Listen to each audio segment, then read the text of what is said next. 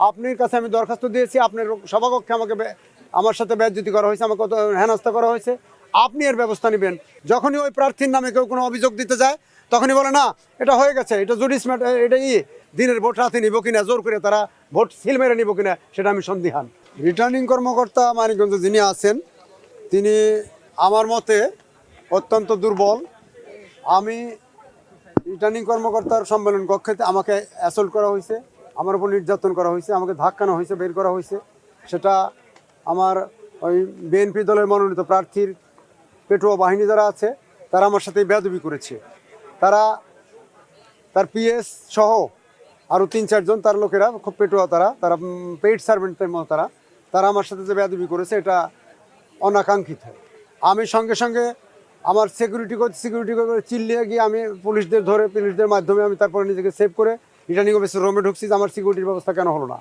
আপনি সম্মেলন কক্ষে আমাকে অ্যাসল্ট করা হচ্ছে, আপনি এখানে আমাকে সিকিউরিটি দিতে পারেন না, আমার জীবনের নিরাপত্তা দিতে পারেন না, তাহলে বাইরে আপনি এই সন্ত্রাসীদের কাছ থেকে আমাদের কীভাবে প্রার্থীদের রক্ষা করবেন?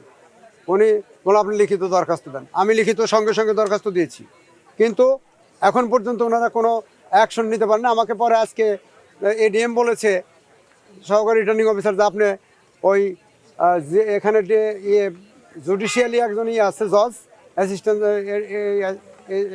জজ বা জজ যারা থাকে তাদের মধ্যে একজন আছে দায়িত্বপ্রাপ্ত, তাকে ইলেকট্রাল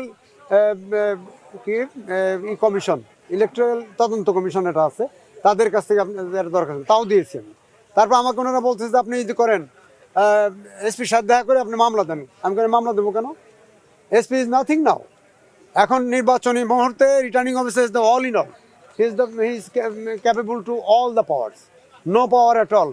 টানা তৃতীয়বার অর্জন করেছে দেশের সেরা সুপার ব্র্যান্ড স্বীকৃতি বসুন্ধরা টিস্যু। আপনার কাছে আমি দরখাস্ত দিয়েছি, আপনার সভাকক্ষে আমাকে আমার সাথে বেজ্জতি করা হয়েছে, আমাকে কত হেনস্থা করা হয়েছে। আপনি এর ব্যবস্থা নেবেন। দরকার হলে যারা আমাকে হেনস্থা করছে আমি সেখানে লিখে দিয়েছি, নাম দিয়ে দিয়েছি, এদেরকে গ্রেপ্তার করেন। এমনকি যে প্রার্থীর পক্ষ থেকে আমাকে তারা অ্যাসল্ট করছে সেই প্রার্থীর মনোনয়ন বাতিলের ব্যবস্থা নিতে হবে, কারণ সেই নির্বাচনী বিধি লঙ্ঘন করেছে। কিন্তু মানিকগঞ্জ সেই প্রশাসন তারা মনে হচ্ছে যে কোনো পক্ষের সঙ্গে তারা ভালো আতাত আছে, আমার সঙ্গে তারা আমি যা বলি তা না বলি তাদেরকে কীভাবে সেভ করা যাবে সেই তারা নির্বাচনে যখন এটা ঘোষণা করে তখন ওইটা আমি লক্ষ্য করেছি।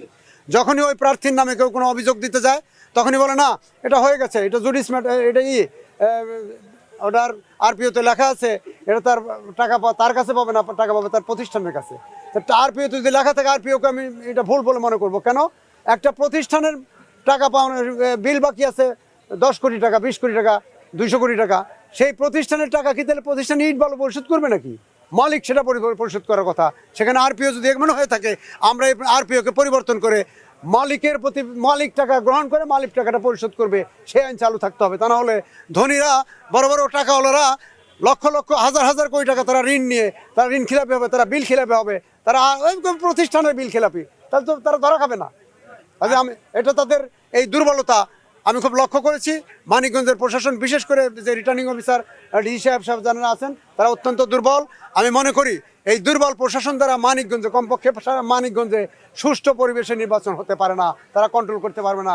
যারা বর্তমানে আমাদের দল, আমিও বিএনপি করি, আমার দলের যারা প্রার্থী আছে তাদের সন্ত্রাসী বাহিনীর অত্যাচারে, তাদের দাপটে অন্যান্য সব মানুষ তো কেন্দ্রে ঢুকতে পারবে কিনা, আওয়ামী লীগের মতো সেই দিনের ভোট রাতে নিব কিনা, জোর করে তারা ভোট সিল মেরে নিব কিনা সেটা আমি সন্দিহান। কাজে আমি আশা করব এই দুর্বল প্রশাসনকে, আমি কমিশনের কাছে আবদার জানাবো অবিলম্বে মানিকগঞ্জের এই দুর্বল প্রশাসন পরিবর্তন করে শক্তিশালী প্রশাসন দিয়ে নিরপেক্ষ নির্বাচনকে নিশ্চিত করার জন্য আমি তাদেরকে আহ্বান জানাবো। আপনি রিটার্নিং কর্মকর্তার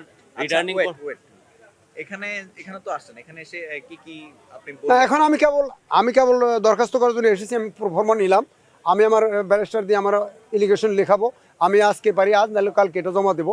আমার আপিল করার জন্য এসেছি। আমাকে 1% ভোটের 10 জনকে করছে, একজনকে দেখাইছে যে একজনে বলছে যে না আমি সাইন দেইনি, সেটা মিথ্যা কথা। কারণ আমি প্রত্যেকের সঠিক সাইন নিয়ে, আমি অভিজ্ঞ লোক, আমি 2বারের উপজেলা চেয়ারম্যান মানিকগঞ্জ সদরের, বিপুল ভোটে বিজয়িত। আমি সারা বাংলাদেশ উপজেলা অ্যাসোসিয়েশনের সভাপতি ছিলাম, কারণ ইলেকশন সম্বন্ধে আমি যথেষ্ট ওয়াকিবহাল। কাজে আর যত জিয়ার আমল থেকে সেই 79 সন থেকে আমার মানিকগঞ্জ যত নির্বাচনে আমি পরিচালক ছিলাম, সব টিএমপি আমার হাতে হয়েছে। কাজে আমি I am the senior most of Maniganj district BNP.